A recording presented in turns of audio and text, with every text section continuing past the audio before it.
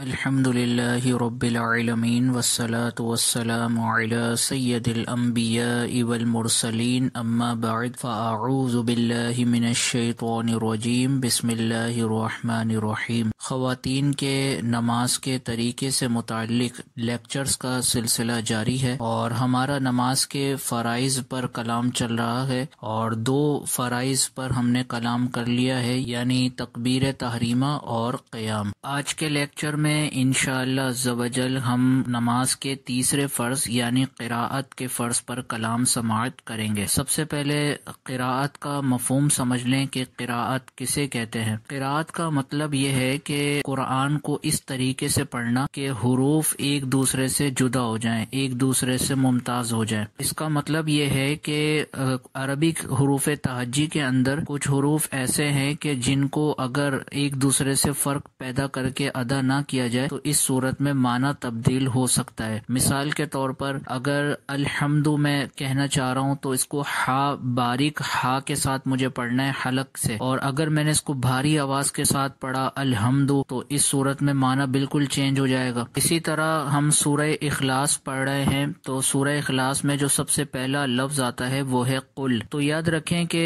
جو ہمارا اوپر کا تالو ہوتا ہے اس کے 2 حصے ہوتے ہیں، ایک حلق کے قریب ہوتا ہے اور ایک ہمارے منہ کے درمیان میں ہوتا ہے۔ تو اوپر کا جو حصہ کہلاتا ہے اس کو تالو کہا جاتا ہے۔ تو تالو کے نرم حصے سے قوف یعنی نقطے والا قوف ادا کیا جاتا ہے اور سخت حصے سے کاف ادا کیا جاتا ہے۔ تو اب اگر ان حروف میں ادائیگی کے دوران فرق نہیں رکھا جائے گا تو قل کے بجائے اگر کل کہہ دیا تو معنی چینج ہو جائے گا۔ قل کا معنی ہے آپ فرمائیے، اور اگر میں کاف، کتاب والے کاف سے اس کو پڑھ دوں قل تو اس کا مطلب ہو جائے گا آپ کھائیے۔ تو ان دونوں معنی کے اندر زمین آسمان کا فرق پیدا ہو گیا۔ اسی طریقے سے سین ہے، صاد ہے یا سا ہے، تو ان کے درمیان بھی اگر فرق نہ رکھا جائے تو اس سے بھی معنی بالکل چینج ہو جائے گا۔ اور یہ یاد رکھیں کہ اگر اس طرح حروف کی ادائیگی میں فرق نہ کیا گیا اور اس کو باقاعدہ تجوید کے ساتھ قرآن پاک کو نہ سیکھا گیا تو بہت زیادہ چانسز ہیں کہ ان حروف کی ادائیگی میں فرق پیدا نہ ہو، اور جب فرق پیدا نہیں ہوگا تو معنی خراب ہوگا، اور جب معنی خراب ہوگا تو نماز بھی ٹوٹ جائے گی۔ تو آپ لوگوں سے گزارش یہ ہے کہ جتنی بہنیں نماز ادا کرتی ہیں اور قرآن پاک کی تلاوت کرتی ہیں وہ ایک مرتبہ کسی قاریہ کو اپنا قرآن پاک پڑھ کر چیک کرائیں۔ جو ماہر قاریہ ہوں ان کو اپنا قرآن پاک پڑھ کر ایک مرتبہ چیک کرا دیں۔ اس سے آپ کو یہ اندازہ کم از کم ہو جائے گا کہ کہیں آپ ایسی غلطی تو نماز میں نہیں کر رہی تلاوت کے دوران جس کی وجہ سے آپ کی نمازیں ضائع ہو رہی ہوں۔ تو اس لیے قرآن کی ادائیگی کے سلسلے میں بہت زیادہ احتیاط سے کام لینا چاہیے۔ تھوڑی سی بھی غلطی نماز کو ضائع کر سکتی ہے۔ تو اس لیے خلاصہ یہ ہے کہ قراءت یہ باقاعدہ سیکھنی چاہیے، اور سیکھنے کے سلسلے میں کسی ماہر قاریہ یا قاری کا اہتمام کر کے اس کو قرآن سنا دینا چاہیے۔ تو خلاصہ یہ ہوا کہ قراءت کا معنی یہ ہے کہ قرآن کی تلاوت اس طریقے سے کی جائے کہ حروف ایک دوسرے سے جدا ہو جائیں یعنی ممتاز ہو جائیں۔ دوسرا مسئلہ جو کہ بہت زیادہ امپورٹنٹ ہے اور اس مسئلے سے بہت سی خواتین لا علم ہیں، اور وہ مسئلہ یہ ہے کہ نماز میں قراءت کرنے کے دوران آواز کم از کم اتنی ہونی چاہیے کہ خود کے کان سن لیں۔ اگر کوئی شور و غل نہیں ہے اور آپ اپنی آواز خود بآسانی سن سکتی ہیں تو آپ پر لازم ہوگا کہ جب نماز میں آپ قراءت کریں تو آپ کی آواز کم از کم اتنی ہونی چاہیے کہ آپ کے کانوں تک وہ آواز بآسانی پہنچ جائے۔ لہٰذا آپ نے منہ میں قراءت کی کہ آواز کانوں تک نہیں آئی، یا اسی طرح صرف ہونٹ ہل رہے ہیں آواز بالکل کانوں تک نہیں پہنچ رہی، تو اس صورت میں یاد رکھیں یہ قراءت کا فرض ادا نہیں ہوگا، اور اگر قراءت کا فرض ہی ادا نہیں ہوگا تو نماز بھی نہیں ہوگی۔ لہٰذا اس سلسلے میں بہت زیادہ احتیاط سے کام لینا چاہیے کہ جب بھی نماز کی ادائیگی کریں تو آواز آپ کی کم از کم اتنی ہو کہ کم از کم آپ کے خود کے کان آواز کو سن لیں۔ اگر کہیں شور و غل کے مقام پر آپ نماز ادا کر رہی ہیں یعنی بہت زیادہ شور ہو رہا ہے تو اس صورت میں حکم شرع یہ ہے کہ آپ کو آواز کم از کم اتنی رکھنی ہے۔ اگر شور و غل نہ ہوتا تو کیا آپ کے کان آپ کی قرات کی آواز سن پاتے؟ تو اگر سن پاتے تو اس صورت میں نماز ہو جائے گی۔ تو لہٰذا شور و غل ہو رہا ہے، بہت زیادہ شور کے مقام پر آپ نماز ادا کر رہی ہیں تو آپ کو کم از کم اپنی آواز اتنی رکھنی ہوگی کہ اگر وہ شور و غل نہ ہوتا تو آپ کے کانوں تک وہ آواز آ جاتی. تو اتنی آواز رکھ کے اگر آپ شور و غل کے مقام پر نماز پڑھ لیں تو آپ کی نماز ہو جائے گی. دوسرا یہ بھی یاد رکھیں کہ شریعت میں جہاں کہیں بھی پڑھنے کا حکم ہے،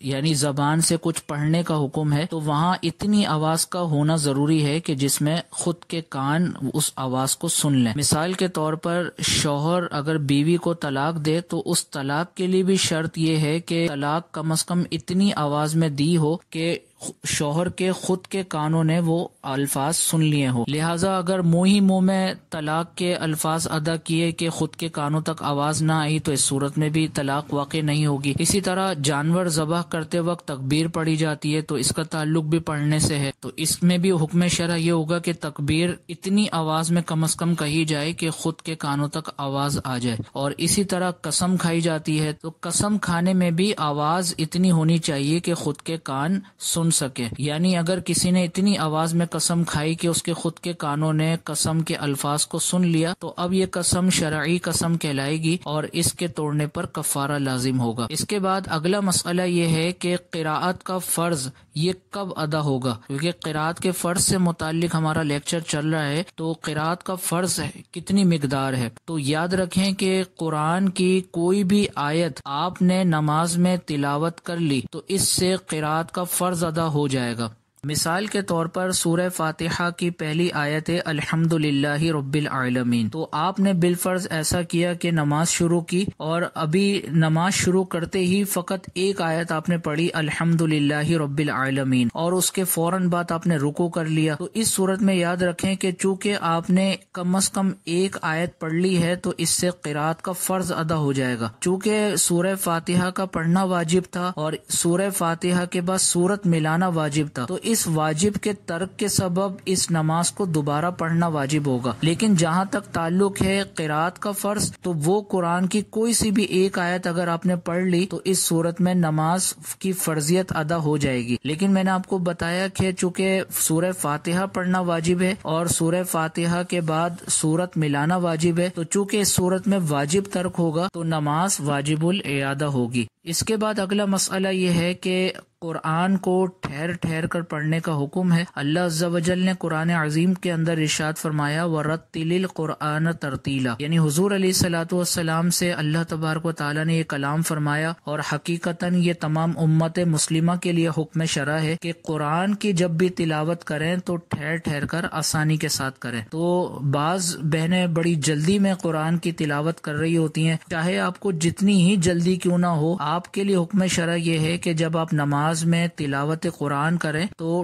ٹھہر ٹھہر کر الفاظ کو اچھے طریقے سے ادا کریں. اگر جلد بازی میں آپ نے قرآن کی تلاوت کی، اس طرح کے حروف میں فرق پیدا نہیں ہوا اور اسی طریقے سے حروف کو اچھے طریقے سے ادا نہیں کیا اور معنی کچھ کا کچھ ہو گیا، تو یاد رکھیں کہ اس صورت میں نماز ادا نہیں ہوگی. لہٰذا جب بھی نماز کی ادائیگی کے لیے آپ کھڑی ہوں تو ایسے وقت میں کھڑی ہوں کہ جس وقت میں آپ پرسکون انداز میں نماز پڑھ سکیں. اگر آپ کو کوئی ارجنٹ کہیں جانا ہے یا ارجنٹ کوئی آپ کو کام کرنا ہے اور اس سے پہلے آپ نے نماز کی ادائیگی شروع کر دی تو آپ کا دماغ اسی کام کی طرف متوجہ رہے گا اور آپ کے ذہن میں یہی ہوگا کہ میں نماز کو جلدی ختم کر کے اپنا کام مکمل کر لوں. تو یاد رکھیں اس صورت میں پھر تلاوت قرآن پاک آپ جلدی کریں گے اور تلاوت قرآن پاک جلدی کرنے کے نتیجے میں آپ کی نماز متاثر ہو سکتی ہے. لہٰذا بالکل پرسکون انداز میں اور ہر چیز سے فراغت کے بعد نماز کی ادائیگی کریں تاکہ قرآن کو نماز میں آپ ٹھہر ٹھہر کر ادا کر سکیں. تو یہ تھے نماز کے تیسرے فرض یعنی قرات سے متعلق مسائل. اللہ عز و جل کی بارگاہ میں دعا ہے کہ اللہ عز و جل ان مسائل پر کما حقہ عمل کرنے کی توفیق اور سعادت عطا فرمائے اور ان مسائل کو اچھے طریقے سے خود سمجھ کر دیگر بہنوں کی اصلاح کے جذبے کی نیت سے ان مسائل کو آگے پھیلانے کی توفیق عطا فرمائے. آمین بجاہ النبی الامین صلی اللہ تعالی علیہ وسلم. آپ دیکھ رہے ہیں PATF Islamic info YouTube channel. مزید اسلامک ویڈیوز کے لیے ہمارا چینل سبسکرائب کریں.